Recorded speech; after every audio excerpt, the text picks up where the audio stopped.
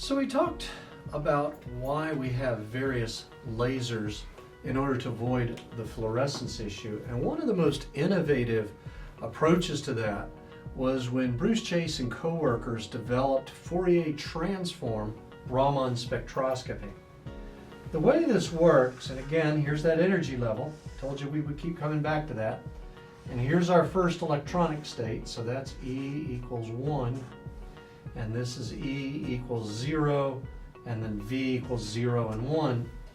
Remember, what we said was if we supply sufficient energy for the molecule to make it up to that electronic state, then we'll end up with the very bright fluorescence emission, which I'm calling nu F.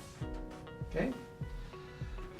But what was realized was that if we lowered the energy of that laser sufficiently to the point where we didn't make it up to that excited state, we only go here to this virtual state, then we would see only the Raman scatter. You would not give the molecule sufficient energy to approach that excited electronic state and hence fluoresce.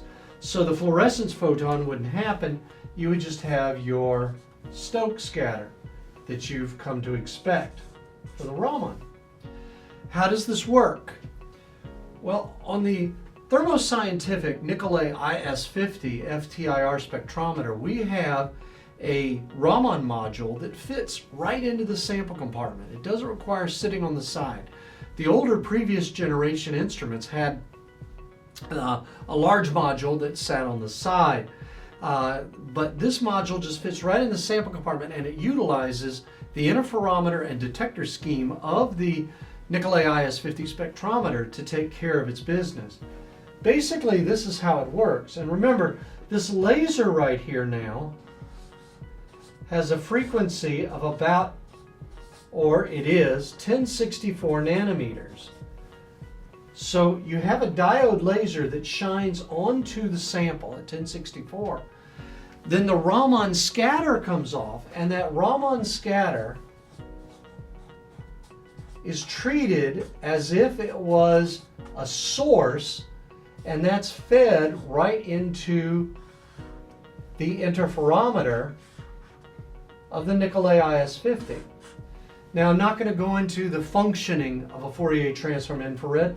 There are other videos on this page that show that over in the FTIR Academy. But what we have here, the beam splitter, the light recombines, and then it goes off to a detector, which I'll draw simply as an eyeball or something like that.